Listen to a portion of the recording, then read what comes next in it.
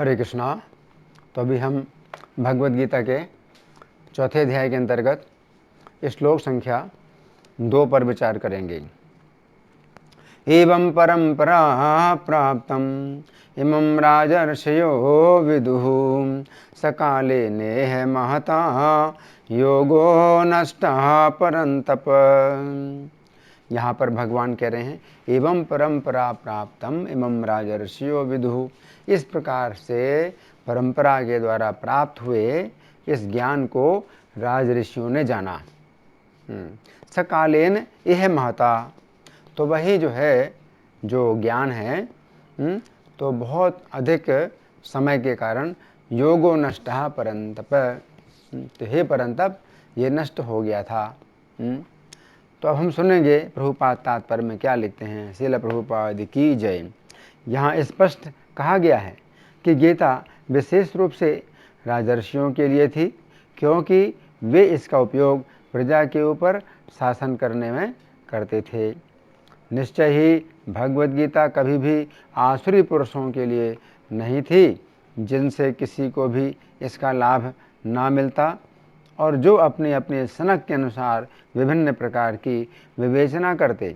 अतः जैसे ही असाधु भाष्यकारों के निहित स्वार्थों से गीता का मूल उद्देश्य उच्छिन्न हुआ, वैसे ही पुनः गुरु परंपरा स्थापित करने की आवश्यकता प्रतीत हुई। 5000 वर्ष पूर्व भगवान ने स्वयं देखा कि गुरु परंपरा टूट चुकी है, अतः उन्होंने घोषित किया कि गीता का उद्देश्य नष्ट हो चुका है। इसी प्रकार इस समय गीता के इतने संस्करण उपलब्ध हैं, विशेषतया अंग्रेजी में, कि उनमें से प्राय सभी प्रामाणिक गुरु परंपरा के अनुसार नहीं है। विभिन्न संसारी विद्वानों ने गीता की असंख्य टीकाएं दी हैं, किंतु वे प्रायः सभी श्री कृष्ण को स्वीकार नहीं करते, यद्यपि वे कृष्ण के नाम पर अच्छा व्यापार चलाते हैं। ये आसुरी प्रवृत्ति है, क्योंकि असुरगण ईश्वर में विश्वास नहीं करते, वे केवल परमेश्वर के गुणों का लाभ उठाते हैं। अतएव अंग्रेजी में गीता के एक संस्करण की नितांत आवश्यकता थी, जो परंपरा यानी गुरु परंपरा से प्राप्त हो। प्रस्तुत प्रयास इसी आवश्यकता की पूर्ति के उद्देश्य से किया गया है। भगवद गीता यथारूप मानवता के लिए महान वरदान है, किंतु यदि इसे मानसिक चिंतन समझा जाए तो यह समय का अपव्यय होगा। तो यहाँ पर श्रील प्रभुपाद का तात्पर्य समाप्त हुआ। अब हम सुनेंगे श्री भगवान ने कहा में इस श्लोक की किस प्रकार व्याख्या हुई है। इस श्लोक में भगवान भगवद गीता को जानने की विधि का वर्णन कर रहे हैं। भगवान कह रहे हैं कि गीता का ज्ञान उस परंपरा के द्वारा ही जाना जा सकता है जो श्री कृष्ण से प्रारंभ हुई है। इसके अतिरिक्त दूसरी बात यह भी है कि यदि श्री कृष्ण से प्रारंभ हुई परंपरा नष्ट हो जाती है तो गीता का ज्ञान प्राप्त होने का कोई अन्य उपाय नहीं है। तो श्लोक के प्रारंभिक शब्द हैं एवं परंपरा प्राप्तम, इस अर्थात इस प्रकार परंपरा के द्वारा यह ज्ञान प्राप्त हुआ। परंपरा शब्द का अर्थ है एक ऐसी पंक्ति जिसमें क्रम से एक एक व्यक्ति आता हो। वास्तव में ये शब्द परंपर शब्द में आ प्रत्यय लगाने से बनता है। परंपर शब्द का निर्माण 2 शब्दों से हुआ है, पहला परम और दूसरा पर। परम शब्द का अर्थ है उसके पश्चात तथा पर शब्द का अर्थ है एक अन्य व्यक्ति। इस प्रकार परंपर शब्द का अर्थ हुआ उसके पश्चात एक अन्य व्यक्ति। फिर इस परंपर शब्द में आ प्रत्यय लगाने से जो शब्द बनता है वह है परंपरा। हमें जानना चाहिए कि आ प्रत्यय के यहाँ पर 2 अर्थ उपयुक्त हैं, पहला समीप तथा दूसरा सम्मुख। यदि इन दोनों अर्थों को एक साथ माना जाए तो परंपरा शब्द का अर्थ हुआ ऐसी पंक्ति जिसमें एक व्यक्ति के पश्चात दूसरा व्यक्ति अपने पहले व्यक्ति के समीप भी हो तथा सम्मुख भी हो। इस प्रकार परंपरा शब्द का प्रयोग करके भगवान ये कहना चाहते हैं कि उन्होंने गीता का जो ज्ञान प्रदान किया है वो ऐसे व्यक्तियों की पंक्ति के द्वारा ही आगे बढ़ा जिसमें प्रत्येक व्यक्ति अपने से पहले व्यक्ति के समीप आया तथा उसके सम्मुख भी हुआ, अर्थात शरणागत भी हुआ। गीता 4:34 में भगवान ने गीता का ज्ञान प्राप्त करने की विधि का वर्णन करते हुए कहा है कि जो व्यक्ति गीता का ज्ञान प्राप्त करना चाहता है उसे उस व्यक्ति के पास जाना चाहिए जो गीता के ज्ञान को तत्व से जानता हो, तथा उसे उस व्यक्ति की शरण लेना चाहिए, उसकी सेवा करना चाहिए तथा उससे प्रश्न करना चाहिए।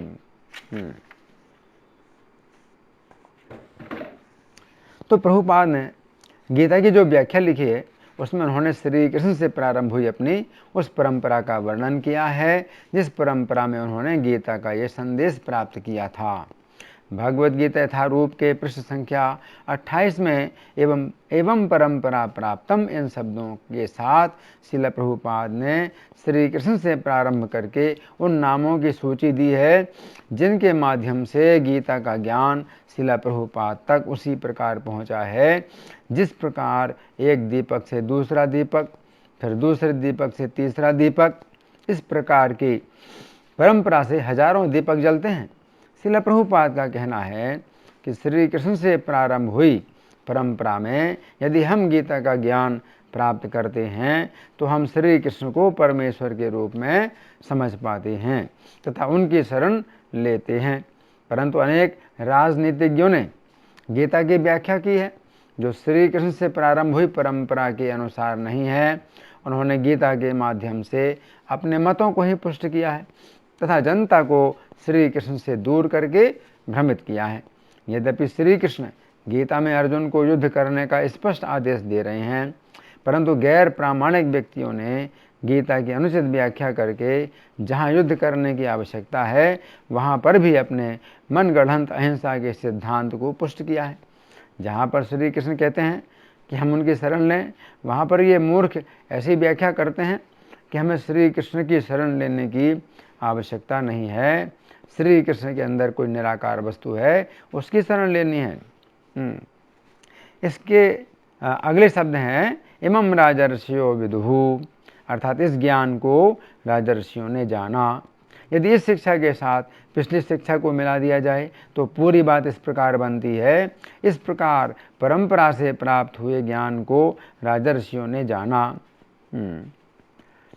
तो दिनांक 9 मई 1969 को कोलंबस में इस श्लोक पर प्रवचन देते हुए श्रील प्रभुपाद ने कहा था, ये ज्ञान, दिव्य ज्ञान पहले राजाओं को दिया जाता था क्योंकि राजा लोग नागरिकों के कल्याण के लिए अत्यंत जिम्मेदार होते थे।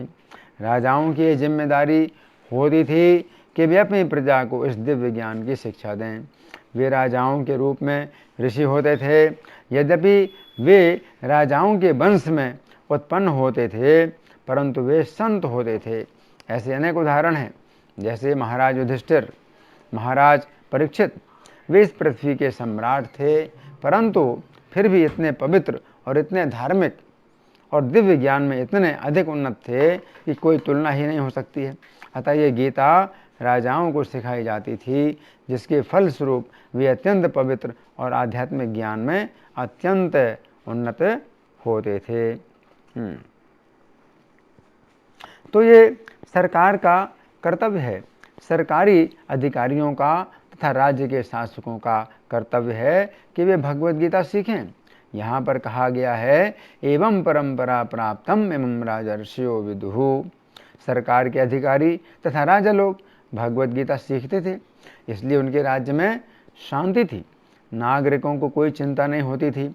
राज्य के अंदर चारों वर्ण, ब्राह्मण, क्षत्रिय, वैश्य तथा शूद्र, ये सभी अच्छी प्रकार से प्रशिक्षित होते थे। प्रत्येक व्यक्ति के पास कार्य था।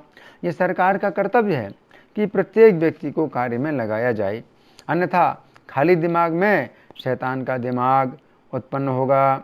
आज की सरकार अनेक वस्तुओं का निर्माण कर रही है परंतु सब कुछ अव्यवस्थित है। आजकल प्रत्येक देश में तथा संपूर्ण पृथ्वी में बेरोजगारी है। लोग बेरोजगार क्यों हैं? लोगों को इस प्रकार का प्रशिक्षण मिलना चाहिए कि वे कार्य करें। तो यदि आप भगवद गीता को समझ लें तो आप अपने शिष्यों को, अपने नागरिकों को, अपने आश्रितों को प्रशिक्षित कर सकते हैं कि किस प्रकार कार्य किया जाए। हम अपने कृष्ण भावनामृत संग में यही देखते रहते हैं कि किस प्रकार प्रत्येक भक्त को किसी न किसी कार्य में लगाया जाए। कार्य मिलना आवश्यक है। यदि कोई व्यक्ति खाली रहेगा तो वो शैतान का घर बनेगा। तुरंत ही माया आदेश देगी, ये उत्पात करो, वो उत्पात करो। अब हम शास्त्रों में वर्णित विभिन्न राजर्षियों के उदाहरणों पर विचार करेंगे। तो पहले राजर्षि हैं उपरिचर। महाभारत आदि पर्व के 63वें अध्याय में वर्णन आता है कि प्राचीन काल में चेदी देश के राजा उपरिचर थे। उनके राज्य की भूमि पशुओं के लिए अत्यंत स्वास्थ्यवर्धक थी। उनका राज्य धन धान्य से संपन्न था। उस राज्य के नागरिक अत्यंत धर्मशील, संतोषी तथा साधु थे। वहाँ हास परिभास में भी कोई झूठ नहीं बोलता था। फिर अन्य अवसरों पर तो बोल ही कैसे सकता था। पुत्र सदा गुरुजनों के हित में लगे रहते थे। वहाँ के लोग बैलों को भार ढोने में नहीं लगाते थे और दीनों और अनाथों का पोषण करते थे। चेदी देश में सभी वर्णों के लोग सदा अपने अपने धर्म में स्थित रहते थे। दूसरा राजर्षि शांतनु। महाभारत आदि पर्व के 100वें अध्याय में वर्णन आता है कि पूर्व काल में राजर्षि शांतनु अत्यंत बुद्धिमान थे। उन महाबली राजा शांतनु में इंद्रिय संयम, दान, क्षमा, बुद्धि, लज्जा तथा उत्तम तेज आदि सद्गुण सदा विद्यमान थे। इन उत्तम गुणों से संपन्न एवं धर्म और अर्थ के साधन में कुशल राजा शांतनु भरतवंश का पालन तथा संपूर्ण प्रजा की रक्षा करते थे। उन यशस्वी महाराज के धर्मपूर्ण सदाचार को देखकर सभी मनुष्य इसी निश्चय पर पहुँचे कि काम और अर्थ से धर्म ही श्रेष्ठ है। चूँकि उनके समान धर्मपूर्वक शासन करने वाला दूसरा कोई राजा नहीं था, अतः समस्त राजाओं ने मिलकर राजा शांतनु को पृथ्वी के सम्राट के पद पर अभिषिक्त कर दिया। राजा शांतनु को अपना स्वामी तथा रक्षक बनाने के कारण किसी को शोक, भय तथा मानसिक संताप नहीं रहा। सभी लोग सुखपूर्वक सोते थे तथा सुखपूर्वक जागते थे। राजा शांतनु के शासन में रहकर अन्य राजागण भी दान और यज्ञ कर्मों में प्रवृत्त रहने लगे। उस समय सभी वर्णों के लोग नियम पूर्वक प्रत्येक बर्ताव में धर्म को ही प्रधानता देने लगे। क्षत्रिय लोग ब्राह्मणों की सेवा करते, वैश्य ब्राह्मण और क्षत्रियों में अनुरक्त रहते और शूद्र ब्राह्मण और क्षत्रियों में अनुराग रखते हुए वैश्यों की सेवा में तत्पर रहते थे। इस प्रकार महाराज शांतनु कुरुवंश की राजधानी हस्तिनापुर में निवास करते हुए समुद्र पर्यंत पृथ्वी का शासन और पालन करते थे। वे देवराज इंद्र के समान पराक्रमी थे, धर्मज्ञ थे, सत्यवादी और सरल थे। दान, धर्म और तपस्या तीनों के योग से उनमें दिव्य कांति की वृद्धि हो रही थी। उनमें न राग था न द्वेष। चंद्रमा की भांति उनका दर्शन सभी को प्यारा लगता था। वे तेज में सूर्य और वेग में वायु के समान थे तथा क्रोध में यमराज और क्षमा में पृथ्वी के समान थे। उनके राज्य में पशु पक्षियों का वध नहीं होता था। दुखी, अनाथ और पशु पक्षियों की योनि में पड़े हुए जीव, इन सब प्राणियों का वे राजा शांतनु ही पिता के समान पालन करते थे। अब इस श्लोक की दूसरी पंक्ति में भगवान कहते हैं, सकालेन एह महता योगो नष्टः परंतप। अर्थात हे अर्जुन, बहुत लंबे समय के कारण वही यह योग नष्ट हो गया। तो गीता 4, 7 और 8 में भगवान कहते हैं कि जब जब धर्म का पतन होता है और अधर्म की प्रधानता होती है, तब तब वे प्रकट होते हैं तथा जब भगवान प्रकट होते हैं तो वे साधुओं की रक्षा करते हैं, दुष्टों का विनाश करते हैं तथा धर्म की स्थापना करते हैं। तो इस श्लोक में भगवान जिस योग के विषय में कह रहे हैं कि यह योग बहुत लंबे समय के कारण नष्ट हो गया है, उसी योग को भगवान उक्त श्लोकों में धर्म का नाम दे रहे हैं। हम चाहे इसे योग का नाम दें और चाहे इसे धर्म का नाम दें, परंतु हमें ये बात समझनी चाहिए कि श्री कृष्ण ही से यह योग अथवा धर्म प्रकट होता है। श्री कृष्ण ही इस योग की स्थापना करते हैं और श्री कृष्ण ही इस ज्ञान का उपदेश देते हैं। भगवद गीता ही सर्वोच्च धर्म है। श्री कृष्ण की शरण लेना ही सर्वोच्च योग है तथा श्री कृष्ण का उपदेश ही सर्वोच्च ज्ञान है। इस श्लोक में भगवान कह रहे हैं कि इस ज्ञान की जिस परंपरा को उन्होंने सूर्यदेव को उपदेश देकर प्रारंभ किया था। ज्ञान की उस परंपरा के द्वारा अनेक राजर्षियों ने इस ज्ञान को प्राप्त किया, परंतु बहुत लंबे समय के कारण यह ज्ञान नष्ट हो गया है। अब यहाँ पर हमें समझना है कि ज्ञान के नष्ट होने के साथ साथ ज्ञान की परंपरा भी नष्ट हो गई। परंपरा शब्द की हम पहले ही व्याख्या कर चुके हैं। परंपरा शब्द का अर्थ है ऐसे व्यक्तियों की कतार जिसमें शरणागति की विधि के द्वारा पहले व्यक्ति से दूसरे व्यक्ति ने ज्ञान प्राप्त किया। श्री कृष्ण ने गीता के जिस ज्ञान की परंपरा प्रारंभ की, वह ज्ञान जिस व्यक्ति को प्राप्त हुआ, वह ज्ञान जिस व्यक्ति को प्राप्त हुआ, उस व्यक्ति के जीवन के साथ साथ वो ज्ञान भी जीवित रहा। अब परंपरा की विधि से वह ज्ञान यदि अगले व्यक्ति को प्राप्त नहीं हुआ तो वह ज्ञान उस व्यक्ति के जीवन के साथ साथ समाप्त हो जाएगा। इस प्रकार हम कह सकते हैं कि जैसे ही परंपरा नष्ट हुई वैसे ही ये ज्ञान भी नष्ट हो गया। अब यहाँ पर हमें एक दूसरी बात भी समझना है। भगवान यहाँ पर जिस ज्ञान के नष्ट होने की बात कह रहे हैं वह ज्ञान राजर्षियों की परंपरा में प्राप्त होने वाला ज्ञान है। अन्यथा बहुत से ऐसे लोग अभी भी हैं जिनके पास श्री कृष्ण का दिया हुआ ज्ञान है और उनके ज्ञान की परंपरा भी मौजूद है। व्यास देव, भीष्म देव, असित मुनि, देवल मुनि आदि अनेक ऐसे लोग हैं जिन्हें श्री कृष्ण के द्वारा दिया हुआ ज्ञान किसी न किसी परंपरा के द्वारा प्राप्त हुआ है। श्री कृष्ण ने यह ज्ञान जब ब्रह्मा जी को दिया उस समय ब्रह्मा जी ने अनेक व्यक्तियों को यह ज्ञान दिया। इस प्रकार ब्रह्मा जी ने भी ज्ञान की अनेक परंपराएं अनेक व्यक्तियों के द्वारा प्रारंभ कर दी।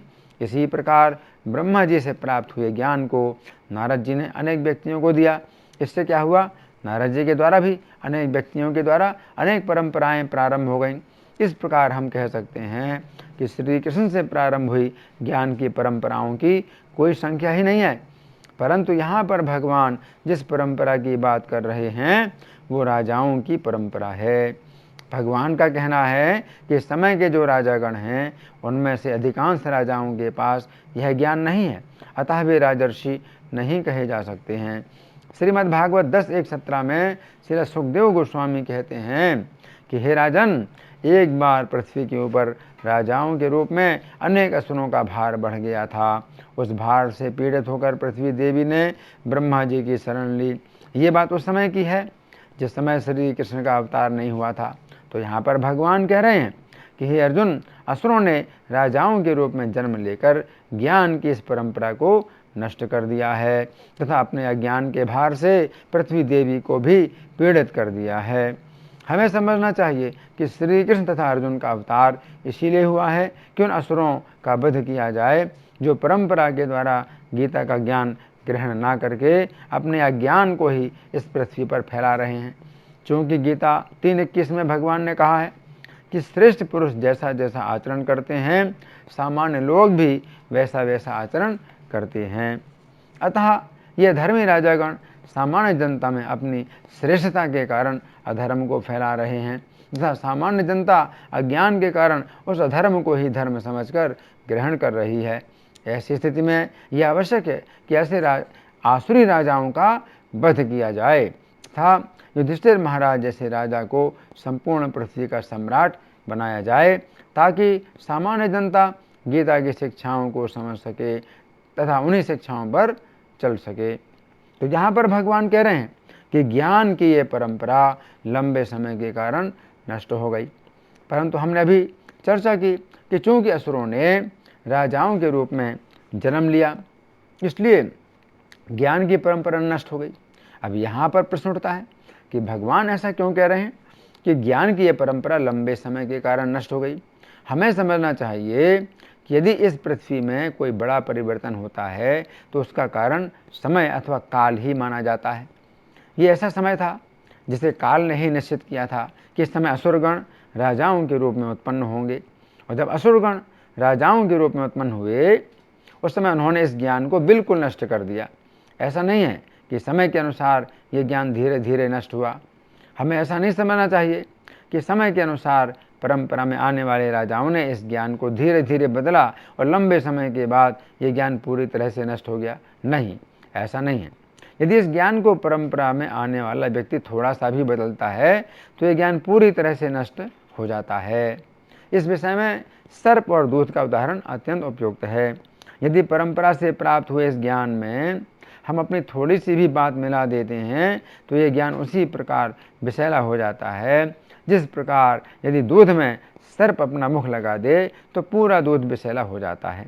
इस प्रकार हमें समझना चाहिए कि जो श्रेष्ठ राजर्षि थे उन्होंने गीता के ज्ञान में अपनी कोई भी बात मिलाए बिना इस ज्ञान को आगे बढ़ाया, परंतु जब असुरगण राजाओं के रूप में आए तो उन्होंने या तो गीता के ज्ञान में अपनी बातें मिला दी अथवा गीता के ज्ञान को पूरी तरह से अस्वीकार कर दिया।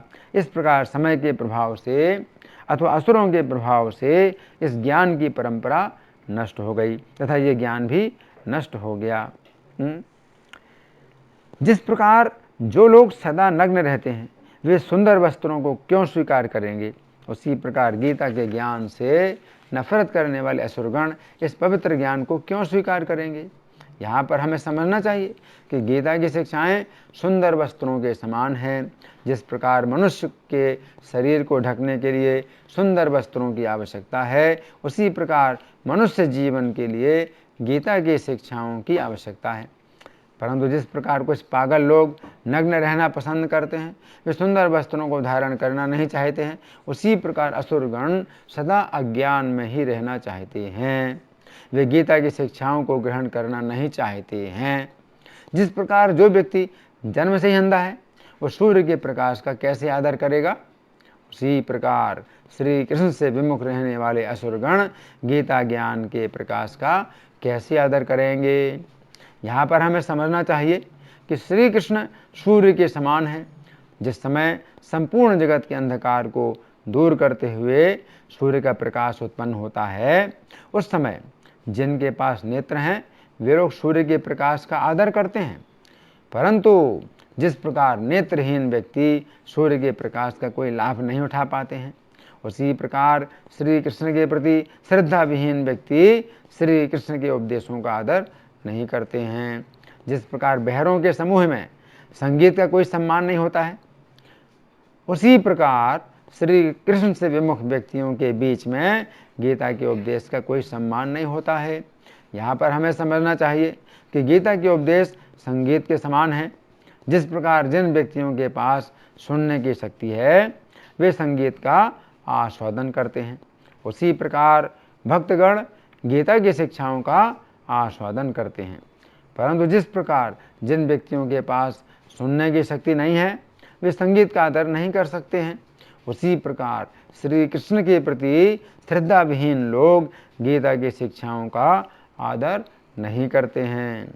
जिस प्रकार चंद्रमा के उदय होने के पूर्व ही कौवे को दिखाई देना बंद हो जाता है, अतः वो चंद्रमा के सौंदर्य का सम्मान कैसे कर सकता है। उसी प्रकार जिन असुरों में श्री कृष्ण के प्रति द्वेष की भावना है वे गीता की शिक्षाओं का सम्मान किस प्रकार कर सकेंगे। यहाँ पर हमें समझना चाहिए कि श्री कृष्ण चंद्रमा के समान हैं तथा भक्तगण चकोरों के समान हैं। जिस प्रकार चकोरगण चंद्रमा से निकले हुए प्रकाश का आनंद लेते हैं, उसी प्रकार भक्तगण श्री कृष्ण के उपदेशों का आनंद प्राप्त करते हैं। परंतु अभक्तगण कौओं के समान हैं। जिस प्रकार कौवे चंद्रमा को ना देख सकने के कारण चंद्रमा के प्रकाश का आनंद नहीं ले सकते हैं, उसी प्रकार अभक्तगण श्री कृष्ण से विमुख होने के कारण श्री कृष्ण की शिक्षाओं का सम्मान नहीं कर सकते हैं। तो हम देखते हैं कि श्लोक संख्या 1 में भगवान ने योगम अव्ययम शब्दों का प्रयोग किया है। इन शब्दों के द्वारा भगवान कहना चाहते हैं कि यह संदेश अथवा योग अविनाशी है। परंतु श्लोक संख्या 2 में भगवान योगो नष्टः शब्दों का प्रयोग करते हुए कह रहे हैं कि समय के प्रभाव से यह योग अथवा संदेश नष्ट हो गया। अब यहाँ पर प्रश्न उठता है कि इस विरोधाभास को कैसे समझा जाए। हमें समझना चाहिए कि जिस प्रकार श्री कृष्ण अविनाशी हैं, उसी प्रकार श्री कृष्ण का उपदेश भी अविनाशी है। परंतु श्लोक संख्या 2 में जब भगवान कहते हैं कि ये संदेश नष्ट हो गया, तो हमें यही समझना चाहिए कि सामान्य लोगों की दृष्टि में ही ये संदेश नष्ट हुआ, वास्तव में नष्ट नहीं हुआ। इसलिए श्रील प्रभुपाद इस श्लोक के अनुवाद में लिखते हैं कि ये विज्ञान यथारूप में लुप्त हो गया लगता है। तो यहाँ पर भगवान अर्जुन के लिए परंतप शब्द का प्रयोग कर रहे हैं। परंतप शब्द का अर्थ है ऐसा व्यक्ति जिसकी तपस्या सबसे अधिक उत्कृष्ट हो। तो यहाँ पर भगवान अर्जुन से कहना चाहते हैं कि हे अर्जुन, यद्यपि तुम्हारी तपस्या सबसे अधिक उत्कृष्ट है, परंतु फिर भी गीता का यह ज्ञान कोई व्यक्ति अपनी सबसे अधिक उत्कृष्ट तपस्या के द्वारा भी नहीं प्राप्त कर सकता है। गीता का ज्ञान केवल मेरे द्वारा ही प्राप्त किया जा सकता है अथवा मेरे द्वारा प्रारंभ हुई परंपरा के किसी आचार्य के द्वारा सुनकर ही प्राप्त किया जा सकता है। इसके अतिरिक्त भगवान अर्जुन से दूसरी बात यह भी कहना चाहते हैं कि हे अर्जुन, तुम्हारी तपस्या ही सर्वोत्कृष्ट है, क्योंकि सूर्यदेव से प्रारंभ हुई जिस ज्ञान की परंपरा लुप्त हो गई है, वो ज्ञान मैं तुम्हें प्रदान कर रहा हूँ। किसी सामान्य तपस्या के द्वारा ये सौभाग्य नहीं प्राप्त हो सकता है। तुम्हारी तपस्या इतनी अधिक उत्कृष्ट है कि मैं स्वयं तुम्हारा रथ चला रहा हूँ तथा तुम्हारे साथ घनिष्ठ मित्रता कर रहा हूँ। तो यहाँ पर भगवान कह रहे हैं एवं परंपरा प्राप्तम एवं राजर्षियो विदुः, इस प्रकार की परंपरा से प्राप्त हुए इस ज्ञान को राजर्षियों ने जाना। तो राजर्षियों की परंपरा, एवं का मतलब इस प्रकार। तो इस प्रकार ये श्लोक के प्रारंभिक शब्द है एवं, इस प्रकार। तो इस प्रकार का मतलब क्या है? पिछले श्लोक में जो भगवान ने बताया उस प्रकार। तो पिछले श्लोक में भगवान ने किस प्रकार बतलाया कि श्री कृष्ण कहते हैं इमं विवस्वते योगम प्रोक्तवान अहम व्ययम, कि मैंने विवस्वान को यह ज्ञान दिया। विवस्वान मनवे प्राह, विवस्वान ने मनु को दिया। मनु इक्ष्वाकु ब्रवीत, मनु ने इक्ष्वाकु को प्रदान किया। तो वो जो परंपरा भगवान जो पहले श्लोक में बता चुके हैं, तो भगवान यहाँ दूसरे श्लोक में कहते एवं परंपरा प्राप्त, इस प्रकार की परंपरा से प्राप्त हुआ। और ये परंपरा किन की है? राजर्षियों की है। तो हमने पिछले श्लोक की व्याख्या में भी ये समझाया था कि राजर्षि हैं, राजर्षि हैं कौन? जो सूर्यदेव हैं वो राजर्षि हैं, और उनके पुत्र और उनके शिष्य मनु राजर्षि हैं। फिर उनके भी पुत्र और शिष्य इक्ष्वाकु राजर्षि हैं। इमं राजर्षियो विदुः सकाले नेह महता योगो नष्टः परंतप, तो महत काल के कारण योग नष्ट हुआ, है ना। तो यहाँ पर हमने इस बात की भी चर्चा की कि बहुत लंबे समय के कारण नष्ट हुआ। इसका ये मतलब नहीं कि थोड़ा थोड़ा नष्ट होते होते नष्ट हुआ, नहीं, ऐसा नहीं है। ऐसा नहीं है कि थोड़ा थोड़ा नष्ट होते हुए नष्ट हुआ, नहीं, थोड़ा भी अगर बदल जाता है ये ज्ञान तो पूरा नष्ट हो जाता है। तो इसलिए ऐसा नहीं समझना चाहिए कि बहुत लंबे समय से थोड़ा थोड़ा नष्ट हुआ। तो कई बार ऐसा हम व्यवहार में ये देखते हैं, व्यवहारिक जगत में ये देखते हैं कि कोई भी पुस्तक है तो रखे रखे बहुत लंबे समय तक रखे रखे वो पुस्तक जो है नष्ट हो जाती है। उसके जो पृष्ठ हैं वो भी इतने पुराने हो जाते हैं कि खोलने पर और मोड़ने पर भी टूट जाते हैं। तो समय के अनुसार कोई भी, चाहे मेज़ आप देख लीजिए, चाहे कोई पेन देख लीजिए, तो ऐसे हो जाता है कि बिल्कुल वो चूर्ण जैसा हो जाता है। तो समय का प्रभाव, तो इस तरह की बात नहीं है कि समय का प्रभाव इस ज्ञान में पड़ा, तो ये समय के प्रभाव से नहीं है। यहाँ पर भगवान कहते हैं सकाले नेह महता, कि बहुत समय के कारण, तो वो समय निश्चित था, और वो समय यही समय था कि जब राजा लोग आसुरी हुए, तो असुर लोग ही राजा के रूप में पैदा हुए। असुरों ने ही राजाओं के रूप में जन्म लिया, और उन्होंने इस योग को नष्ट किया, है ना। तो वो असुर लोग जो है अगर श्री कृष्ण को नहीं मानते हैं, तो फिर ये जो ज्ञान है, गीता का ज्ञान है, ये बिल्कुल नष्ट हो गया ना, इसका फिर कोई अर्थ नहीं है। ये ज्ञान फिर पूरा नष्ट हो गया। श्री कृष्ण को अगर गीता से निकाल दिया जाए तो ज्ञान सब नष्ट हो गया। इस प्रकार इस समय भी गीता की इतनी टीकाएं हो रही हैं, लेकिन श्री कृष्ण को नहीं मानते, और श्री कृष्ण को अपनी तरह मानते हैं, और कहते हैं कि श्री कृष्ण के मत में ऐसी बात है, लेकिन मेरा मत ऐसा है। तो अपना मत श्री कृष्ण ऐसा कहते हैं, लेकिन मेरा मत ये है। तो गीता में अपना भी मत डालते हैं। तो इस प्रकार से ये ज्ञान को नष्ट कर देते हैं, क्योंकि श्री कृष्ण के मत में अपना मत मिलाना उसी प्रकार है जैसे दूध में थोड़ा सा भी जहर, सांप अगर अपनी जीभ लगा देता है तो थोड़ा सा भी उसका जो जहर है, एक बूंद भी नहीं, एक बूंद का भी 1000वां हिस्सा वो जहर उसने मिला दिया और पूरा दूध बेकार हो गया। उसी प्रकार से जब लोग अपने मत को भगवान के मत में मिला देते हैं तो ज्ञान नष्ट हो जाता है। धन्यवाद। हरे कृष्णा।